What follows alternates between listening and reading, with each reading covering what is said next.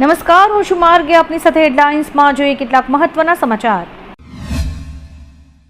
સુરતમાં એક સામાજિક કાર્યક્રમમાં રાજ્યના નેતા હર્ષ સંઘવીએ હાજરી આપી હતી. અદ્યતન હોસ્ટેલના લોકાર્પણ પ્રસંગે તેમણે સીએમ ભૂપેન્દ્ર પટેલ અને કાનજી ભાલણાનો આભાર માન્યો હતો. હર્ષ સંઘવીએ સુરતના વિકાસની પ્રશંસા કરી અને વાલીઓને બાળકોના વધતા મોબાઈલ વ્યસન વિશે ચેતવ્યા હતા. તેમણે કહ્યું કે બાળકોને મોબાઈલ સ્ક્રીનથી દૂર રાખી મંદિર કે બગીચામાં પ્રકૃતિ વચ્ચે લઈ જાઓ. અરવિંદ કેજરીવાલે વડોદરા એરપોર્ટ પર આગમન વખતે કેન્દ્ર સરકારને અપીલ કરી છે. તેમણે ગુજરાત સહિત દેશભરમાં પેટ્રોલ અને ડીઝલની અછત અને પમ્પ્સ પર લાંબી લાઇન્સનો મુદ્દો ઉઠાવ્યો હતો. કેજરીવાલે કહ્યું કે રશિયા અને ઈરાન જેવા દેશો સસ્તા દરે તેલ આપવા તૈયાર છે, તેથી કેન્દ્ર સરકારે તેમની પાસેથી વધુ આયાત કરીને લોકોને મોંઘવારીમાંથી રાહત આપવી જોઈએ. ઈડન ગાર્ડન્સમાં આઈપીએલ 2026ની છેલ્લી લીગ મેચમાં દિલ્હી કેપિટલ્સે કોલકાતા નાઇટ રાઇડર્સને 40 રનથી હરાવ્યું હતું. ટોસ હારીને પહેલા બેટિંગ કરતા દિલ્હીએ 20 ઓવરમાં 5 વિકેટે 203 રન બનાવ્યા હતા. 204 રનના ટાર્ગેટનો પીછો કરતી કેકેઆર 18.4 ઓવરમાં 163 રન બનાવીને જ ઓલ આઉટ થઈ ગઈ હતી. અજિંક્ય રહાણેએ 63 રનની સર્વોચ્ચ ઇનિંગ રમી હતી. લુંગી એગેન્ડી અને કુલદીપ યાદવે 3 વિકેટ્સ લીધી હતી. દેશભરમાં પેટ્રોલ અને ડીઝલના ભાવમાં ફરી એકવાર વધારો કરવામાં આવ્યો છે. ડીઝલના ભાવમાં પ્રતિ લીટર 2.71 અને પેટ્રોલમાં 2.61 રૂપિયાનો વધારો થયો છે. દિલ્હીમાં હવે પેટ્રોલનો ભાવ 102.12 રૂપિયા અને ડીઝલનો ભાવ 95.20 રૂપિયા પ્રતિ લીટર થયો છે. છેલ્લા 10 દિવસમાં આ ચોથો વધારો છે. મધ્ય પૂર્વના તણાવને કારણે ઓઇલ કંપનીઝે 15, 19 અને 23 મેના રોજ પણ ભાવ વધાર્યા હતા. કોકરોચ જનતા પાર્ટી હવે કાનૂની મુશ્કેલીમાં મુકાઈ છે. સુપ્રીમ કોર્ટમાં અરજી દાખલ કરીને તેની પ્રવૃત્તિઓ અને કથિત નકલી વકીલોની સીબીઆઈ તપાસની માંગ કરવામાં આવી છે. આ દરમિયાન મહારાષ્ટ્રના છત્રપતિ સંભાજીનગરમાં સ્થાપક અભિજીત દીપકેના ઘરે 24 કલાક પોલીસ સુરક્ષા તૈનાત કરાઈ છે. સીજેઆઈ સૂર્યકાંતની કોકરોચ સંબંધિત ટિપ્પણી લઈને શરૂ થયેલા ડિજિટલ કટાક્ષ અભિયાન હવે વેગ પકડ્યો છે. સોશિયલ મીડિયા પર ઝડપથી વાયરલ થઈ રહેલી વ્યંગાત્મક કોકરોચ જનતા પાર્ટીને વરિષ્ઠ સમાજ સેવક અન્ના હઝારેએ સમર્થન આપ્યું છે. અન્નાએ કહ્યું, નામ ભલે વિચિત્ર હોય પરંતુ દેશના યુવાનો આ પાર્ટી પાછળ ઊભા છે તે મહત્વનું છે. યુવા શક્તિને અવગણવાને બદલે પ્રોત્સાહન આપવું જોઈએ. સીજેપીની શરૂઆત સુપ્રીમ કોર્ટમાં સીજેઆઈ સૂર્યકાંતની કોકરોચ ટિપ્પણીને લઈને થઈ હતી. બોલિવૂડ મેગાસ્ટાર અમિતાભ બચ્ચનના મુંબઈના બંગલા જલસા બહાર સન્ડે દર્શન દરમિયાન એક વ્યક્તિ ભીડ વચ્ચે બેહોશ થઈને જમીન પર પડી ગયો હતો. આસપાસના લોકોએ તેને તાત્કાલિક સંભાળ્યો હતો. આ ઘટનાનો વિડીયો પણ સોશિયલ મીડિયામાં વાયરલ થઈ રહ્યો છે. જોકે વ્યક્તિની ઓળખ અને હાલત અંગે કોઈ સત્તાવાર માહિતી નથી મળી. ઉલ્લેખનીય છે કે અમિતાભ બચ્ચન દર રવિવારે તેમના ચાહકોને તેમના ઘરની બહાર મળતા હોય છે. ગોંડલ નજીક વોરા કોટડા ગામ પાસે પુરુષોત્તમ માસની યાત્રાએ જતી એક ખાનગી બસ વહેલી સવારે પલટી ખાઈ ગઈ હતી. આ દુર્ઘટનામાં 2 મહિલાઓ કે જેઓ સાસુ વહુ છે તેમના ઘટના સ્થળે જ મોત નીપજ્યા હતા, જ્યારે કે અનેક યાત્રાળુઓ ઈજાગ્રસ્ત થયા હતા. બસમાં કુલ 62 મુસાફરો સવાર હતા. ટ્રકને સાઈડ આપવા જતાં ડ્રાઈવરે કાબુ ગુમાવતા બસ રોડની બાજુના ખાડામાં પલટી ગઈ હતી. ઘટના સ્થળે અનેક એમ્બ્યુલન્સ પહોંચી હતી અને તાત્કાલિક ધોરણે રાહત બચાવ કામગીરી શરૂ કરાઈ હતી. સુપ્રીમ કોર્ટ આજે મધ્યપ્રદેશની દ્વિશા શર્મા મૃત્યુ કેસની સુનાવણી કરશે. કોર્ટે આ મામલાની સ્વયં નોંધ લીધી છે. દ્વિશાના મૃત્યુના 12 દિવસ પછી ભોપાલમાં તેના અંતિમ સંસ્કાર કરવામાં આવ્યા હતા. દિલ્હી એઇમ્સની 4 ડોક્ટર્સની ટીમે રવિવારે તેમના શરીરનું બીજું પોસ્ટમોર્ટમ કર્યું હતું. ત્યારબાદ પોલીસે અને એઇમ્સની ટીમે કથિત આત્મહત્યાના સ્થળનું પણ નિરીક્ષણ કર્યું હતું. નેશનલ ક્રાઇમ રેકોર્ડ્સ બ્યુરો એટલે કે એનસીઆરબીના તાજા આંકડા અનુસાર ગુજરાતમાં વાસ્તવિક ગુનાખોરીનો દર રાષ્ટ્રીય સરેરાશ કરતાં ઘણો નીચો છે. મહિલા સુરક્ષામાં ગુજરાત 22.0ના દર સાથે 33મા સ્થાને છે. ગંભીર હિંસાત્મક ગુનાઓમાં 31મા સ્થાને, શરીર વિરુદ્ધના ગુનાઓમાં 31મા અને ખૂન તેમજ દુષ્કર્મ જેવા ગંભીર અપરાધોમાં 29મા ક્રમે રહીને ગુજરાત દેશનું સૌથી સુરક્ષિત રાજ્યોમાંનું એક બન્યું છે.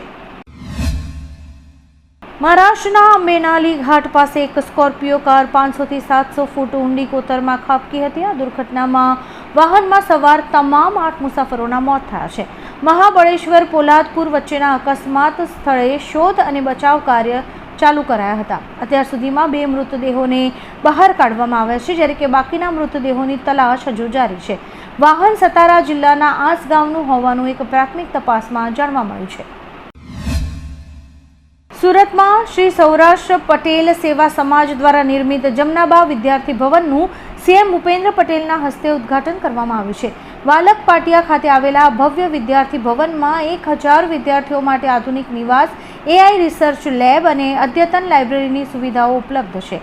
આ અવસરે હર્ષ સંઘવીએ 31 ફૂટ ઊંચી અને 9 ટન વજનવાળી સરદાર વલ્લભભાઈ પટેલની પંચધાતુની પ્રતિમાનું અનાવરણ કર્યું હતું.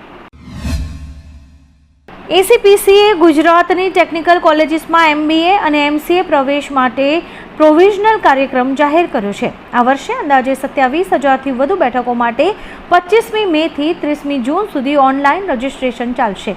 પ્રથમ રાઉન્ડનું સીટ એલોટમેન્ટ 17મી જુલાઈએ થશે. વિદ્યાર્થીઓ 9મી જુલાઈએ પ્રોવિઝનલ મેરિટ લિસ્ટ પછી મોક રાઉન્ડ અને ફાઇનલ ચોઇસ ફિલિંગ કરી શકશે.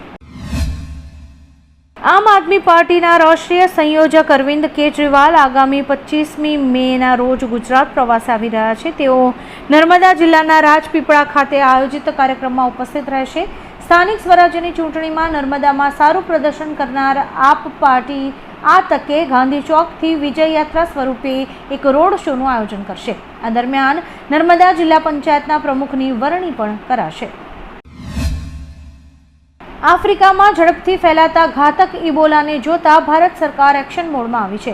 WHOએ 17મી મેના રોજ આને આંતરરાષ્ટ્રીય સ્વાસ્થ્ય કટોકટી જાહેર કરી છે. કેન્દ્ર સરકારે નાગરિકોને કોંગો, યુગાન્ડા અને દક્ષિણ સુદાનની બિનજરૂરી મુસાફરી ટાળવાની સલાહ આપી છે. એરપોર્ટ અને આંતરરાષ્ટ્રીય પ્રવેશ દ્વારો પર કડક સ્ક્રીનિંગ શરૂ કરાયું છે. અત્યારે તો ભારતમાં કોઈ કેસ નથી, પરંતુ સરકાર અગમચેતીના પગલાં લઈ રહી છે. રાજકોટના કુબલિયાપરા વિસ્તારની 20 વર્ષીય અંજલિ પર તેની માતા આશાબેને એસિડ જેવો જ્વલનશીલ પદાર્થ ફેંક્યો હોય તેવી એક ઘટના સામે આવી છે. બીજા લગ્ન પછી સાસરિયા સાથે અણબનાવને કારણે માતા દીકરીને તેડવા જામનગરથી આવી હતી. પરત ફરતી વખતે રસ્તામાં ભંગાર વીણવાના મામલે બોલાચાલી થતાં માતાએ દીકરીના ચહેરા પર આ જ્વલનશીલ પદાર્થ ફેંક્યો હતો. અંજલિ જાતે જ દોડીને સિવિલ હોસ્પિટલ પહોંચી હતી, જ્યાં તેની સારવાર ચાલી રહી છે. રાષ્ટ્રપતિ દ્રૌપદી મુર્મુ આજે રાષ્ટ્રપતિ ભવનમાં વર્ષ 2026ના પ્રથમ પદ્મ પુરસ્કાર સમારોહમાં 66 વિભૂતિઓને પુરસ્કાર એનાયત કરશે. આમાં 2 પદ્મ વિભૂષણ, 6 પદ્મભૂષણ અને 58 પદ્મશ્રી પુરસ્કારનો સમાવેશ થાય છે. સમારોહમાં ઉપરાષ્ટ્રપતિ CP રાધાકૃષ્ણન, વડાપ્રધાન નરેન્દ્ર મોદી અને કેન્દ્રીય ગૃહપ્રધાન અમિત શાહ પણ ઉપસ્થિત રહેશે. વર્ષ 2026 માટે કુલ 131 પદ્મ પુરસ્કાર જાહેર કરાયા છે. નોતપા આજથી શરૂ થાય છે. 2 જૂન સુધી આકાશમાંથી આગનો વરસાદ થવાની ધારણા છે. હવામાન વિભાગે ચેતવણી આપી છે કે ઉત્તર પશ્ચિમ ભારતના ઘણા રાજ્યોમાં પારાનું સ્તર 48 ડિગ્રી સેલ્સિયસ સુધી વધી શકે છે. આજની તારીખે મહારાષ્ટ્રના વિદર્ભ ક્ષેત્રમાં બ્રહ્મપુરી દેશનું સૌથી ગરમ સ્થળ છે, જ્યાં તાપમાન 47.2 ડિગ્રી સુધી પહોંચ્યું છે. હિન્દુ પંચાંગ અનુસાર સૂર્ય ભગવાન રોહિણી નક્ષત્રમાં પ્રવેશ કરે છે ત્યારે નોતપા શરૂ થાય છે. નોતપા દરમિયાન સાવચેત રહેવા માટે કેટલીક ટિપ્સ અપાય છે. એની વાત કરીએ તો બપોરના તડકાથી દૂર રહો અને બહાર જવાનું ટાળો.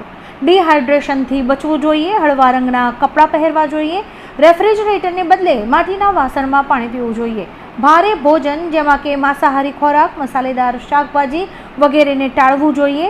ચક્કર, ઉલટી, માથાનો દુખાવો અથવા ખેંચનો અનુભવ થાય તો તાત્કાલિક ડૉક્ટરનો સંપર્ક કરવો જોઈએ. આ ઉપરાંત માનવતા દર્શાવીને પક્ષીઓ માટે પણ ખુલ્લી જગ્યામાં પાણી રાખવું જોઈએ. IPL 2026 લીગ સ્ટેજ પૂર્ણ થયા પછી RCB, ગુજરાત, SRH અને RR પ્લે ઓફમાં પહોંચી છે. સૌપ્રથમ 26મી મેના રોજ ટેબલ ટોપર્સ આરસીબી અને જીટી વચ્ચેનો પ્રથમ ક્વોલિફાયર પ્રથમ ફાઇનલિસ્ટ નક્કી કરાશે.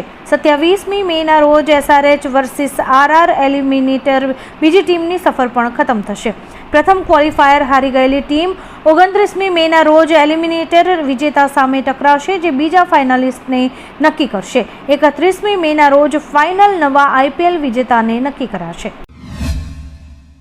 ઉત્તરાખંડની પવિત્ર ચારધામ યાત્રામાં આ વર્ષે શ્રદ્ધાળુઓનો અભૂતપૂર્વ ઉત્સાહ જોવા મળી રહ્યો છે. યાત્રા શરૂ થયાના માત્ર 35 દિવસમાં કુલ 20,76,553 ભક્તોએ યમનોત્રી, ગંગોત્રી, કેદારનાથ અને બદ્રીનાથના દર્શન કરી લીધા છે. હિમાલયના પવિત્ર ધામોમાં ભક્તિનો અનેક વર્ષોનો રેકોર્ડ તોડતો પ્રવાહ વધી રહ્યો છે. બાબા કેદારનાથના દરબારમાં 8 લાખથી વધુ ભક્તોએ મુલાકાત કરી છે. આવા જ કેટલાક રસપ્રદ સમાચારો નિહાળવા માટે અમારી યુટ્યુબ ચેનલને લાઇક, શેર અને સબસ્ક્રાઇબ કરો અને જોતા રહો હેડલાઇન્સ.